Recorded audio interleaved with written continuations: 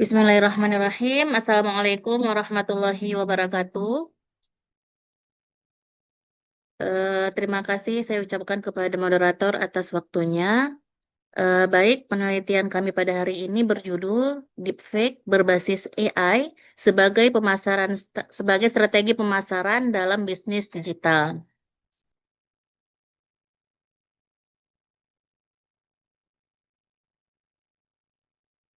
Baik, sebelum kita membahas tentang deepfake dalam pemasaran digital, maka kita ketahui dulu apa itu deepfake. Jadi deepfake itu adalah sebuah teknologi berbasis deep learning yang mana dia bisa memanipulasi wajah, kemudian memanipulasi suara sehingga tampak sangat asli, sehingga sulit untuk kita membedakan yang mana yang asli dan yang mana konten yang tidak asli atau konten buatan AI. Jadi deepfake ini bisa membuat tokoh publik itu seolah-olah dia mempromosikan sebuah produk yang mana produk tersebut tidak pernah diketahui dan tidak pernah disetujui oleh wajah atau suara yang mereka pakai.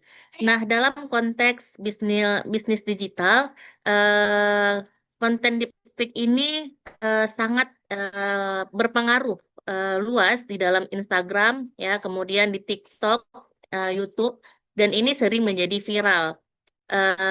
Karena apa? Karena yang dipakai adalah orang-orang yang sudah ternama, misal seperti selebriti, kemudian pejabat, kemudian tokoh-tokoh agama, sehingga membuat eh, mereka atau tokoh publik tadi terpaksa untuk membuat klarifikasi publik bahwa produk tersebut bukanlah produk dari mereka, seperti itu. Jadi pebisnis yang nakal memanfaatkan deepfake ini sebagai jalan pintas atau jalan promosi atau strategi di mana untuk menghemat biaya endorsement resmi. Nah, yang jadi masalah dalam penelitian ini adalah yang pertama, deepfake ini melanggar hak identitas dan citra dari tokoh publik tersebut. Kemudian yang kedua, mengancam kepercayaan konsumen.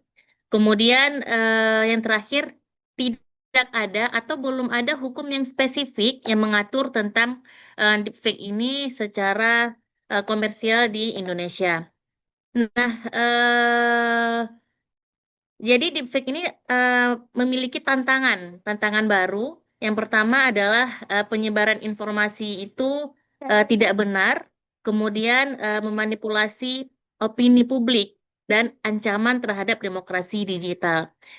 Memang sudah ada beberapa penelitian global itu yang membahas tentang aspek-aspek penggunaan deepfake, termasuk teknologi deteksinya, kemudian tantangan etika dalam berkomunikasi pemasaran, serta resiko terhadap reputasi bisnis. Jadi ada beberapa negara yang mulai mengidentifikasi deepfake itu sebagai masalah besar dan harus dijaga integritasnya di dunia digital. Namun di sini kami mau memfokuskan deepfake ini dalam konteks keindonesiaan dengan literasi digital yang rendah dan regulasi masih umum. Jadi di sini kami menggunakan dua teori, yaitu teori etika bisnis dan teori fraud triangle secara terintegrasi. Nah, metode yang kami gunakan adalah metode pendekatan kualitatif, deskriptif analitis, kemudian metode normatif yuridis, di mana di sini nanti akan dikaji aturan hukum dan norma etika, kemudian studi literatur komprehensif. Sumber datanya ada dua, yaitu sumber data primer dan sumber data sekunder. Sumber data primer yaitu UITE dan perubahannya, kemudian ada Undang-Undang Hak Cipta, kemudian ada Dokumen Perlindungan Konsumen atau BPOM. Kemudian data sekundernya kami ambil dari artikel jurnal tahun 2020 sampai 2025. Kemudian ada laporan UNESCO, berita, dan studi kasus deepfake ini tersendiri. Teknik analisis yang kami gunakan adalah konten analisis dan pemetaan tema, pelanggaran etika, faktor pendorong fraud, dan celah regulasi hukum. Nah, hasil penelitian kami berdasarkan teori yang kami pakai, tadi kan pakai dua teori, yaitu teori etika bisnis dan teori fraud angel, maka praktek deepfake dalam bisnis digital ini melanggar 3 etika bisnis. Yang pertama adalah melanggar dari segi kejelasan, kemudian melanggar dari segi kejujuran, dan melanggar dari segi persetujuan. Nah, yang pertama kita akan bahas dulu pelanggaran etika dari segi kejelasan, di mana di sini konsumen sulit membedakan yang mana konten asli dan sintesis dan yang mana konten tidak asli atau buatan dari AI. Jadi endorsement itu terlihat asli, terlihat seperti ori, seperti itu ya. Padahal itu adalah hasil manipulasi dari AI. Akibatnya apa? Muncul atau keputusan pembeli diambil berdasarkan informasi yang palsu. Itu melanggar kejelasan. Kemudian yang kedua melanggar dari segi kejujuran, di mana identitas tokoh publik dipakai seolah-olah mereka benar-benar mendukung produk tersebut. Jadi di sini ada kebohongan yang sengaja demi meningkatkan penjualan dan konversi. Kemudian yang terakhir melanggar dari segi persetujuan. Jadi ini jelas. Jadi wajah yang dipakai, suara tokoh yang dipakai itu digunakan tanpa izin. Itu contoh di sini adalah deepfake tokoh agama. Jadi kita kenal yang namanya itu Dr. Zaidul Akbar, di mana beliau adalah tokoh agama dan seorang dokter juga. Jadi ketika dia mempromosikan sebuah produk herbal, ya otomatis orang akan percaya. Nah, suaranya, wajahnya dipakai untuk menjual suplemen tertentu atau produk tertentu, maka akan menarik orang lain untuk membeli produk tersebut. Dan Dr. Zarul Akbar ini juga sempat untuk mengklarifikasi beberapa produk bahwa produk itu bukanlah miliknya, seperti itu. Jadi ini berdampak sangat buruk ya terhadap reputasi dari toko produk tersebut ya, karena bisa jadi produk yang dijual itu berdampak negatif, maka reputasi dari toko produk tersebut akan tercemar. Kemudian korban harus klarifikasi seperti yang dilakukan oleh Dr. Zatul Akbar ini, dia melakukan klarifikasi bahwa barang tersebut adalah bukan miliknya. Jadi kalau terjadi sesuatu maka di luar tanggung jawabnya, seperti itu. Kemudian ada kerugian-kerugian lain berupa kerugian material maupun kerugian imaterial.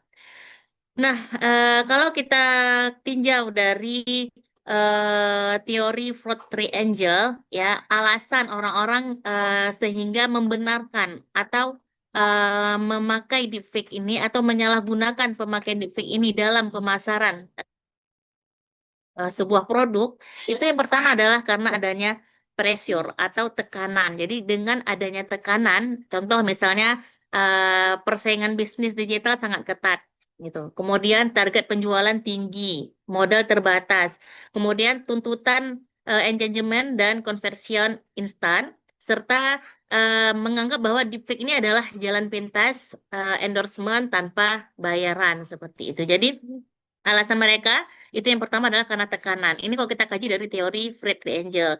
Kemudian yang kedua berdasarkan eh, peluang, ya. Jadi mereka menganggap bahwa ini ada peluang gitu. Ada peluang karena tidak ada undang-undang khusus yang mengatur tentang AI generatif ini. Tidak ada undang-undang khusus yang membahas tentang deepfake ini. Memang sudah ada UU ITE, sudah ada KUHP. Namun UU ITE dan KUHP itu sifatnya masih sangat umum dan masih reaktif, seperti itu. Kemudian literasi digital dan alat deteksi AI ini masih sangat lemah. Makanya saya katakan tadi belum ada alat deteksi yang bisa mendeteksi ini konten asli gitu ya, atau ini konten yang buatan AI. Kemudian juga belum ada uh, platform media atau media sosial yang efektif untuk men-take down konten-konten hasil buatan AI yang yang memang merugikan ya kalau kita lihat dari segi bisnisnya, seperti itu. Kemudian yang ketiga, kalau kita lihat dari teori fraud triangle, mengapa orang melakukan deepfake ini adalah yang ketiga karena rasionalisasi. Jadi mereka menganggap, ya jadi pelaku-pelaku itu menganggap bahwa deepfake itu adalah kreativitas konten. Jadi mereka menganggap ini adalah sebuah kreativitas, gitu. Ini adalah sebuah strategi, bukan sebuah penipuan. Kemudian mereka juga menganggap ini adalah sebuah normalisasi praktik. Jadi ini disamakan dengan filter atau editing biasa dengan pembenaran yang penting produknya laku gitu. Atau semua orang juga akan melakukan hal yang serupa. Jadi mereka menganggap ini adalah sesuatu yang biasa seperti itu. Maka banyak terjadi praktek-praktek deepfake ini dalam proses pemasaran produk. Nah, dampak yang terjadi adalah yang pertama kita lihat dari kepercayaan publik, di mana masyarakat itu makin sulit percaya pada konten digital, kemudian meningkatnya skeptisisme terhadap iklan dan tokoh publik, kemudian menurunnya potensi kepercayaan terhadap media, platform, bahkan institusi tertentu. Kemudian dampak pada citra merek, ya mungkin kalau kita lihat dari jangka pendeknya, penjualan itu akan naik gitu ya, akan laku keras gitu. Ya, kenapa? Karena iklan tersebut viral, diiklankan oleh tokoh publik seperti itu. Namun kalau kita lihat dari jangka panjangnya, ini sangat berpengaruh kepada loyalitas dan nilai merek itu. Kenapa? Karena dianggap manipulatif gitu, dianggap tidak jujur. Jadi ini beresiko juga ya, bahkan bahwa produk tersebut mungkin akan diboikot oleh konsumen seperti itu. Kemudian dampak yang terjadi pada korban tadi atau kepada tokoh publik yang dipakai wajah dan suaranya tadi adalah akan merusak reputasinya. Kenapa? Karena dikaitkan dengan produk yang tidak pernah mereka setujui, yang tidak pernah mereka ketahui. Jadi tekanan psikologis dan sosial akibat fitnah digital. Hilang kepercayaan publik terhadap profesionalisme mereka seperti itu. Jadi ketiga ketiga hal ini atau ketiga ini memang merugikan ya, memang berdampak seperti itu.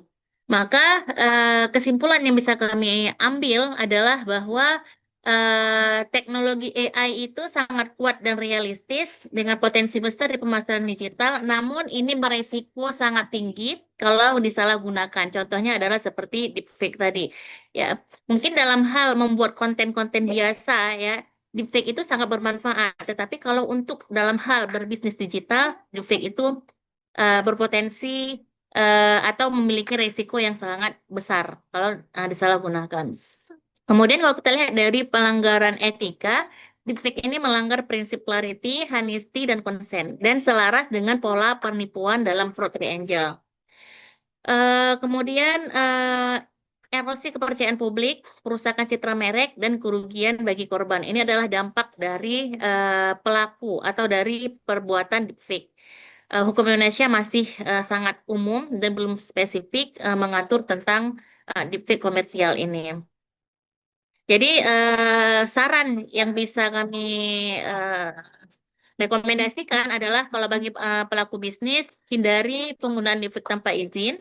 Kemudian untuk pemerintah untuk membuat regulasi khusus tentang deepfake dan AI generatif.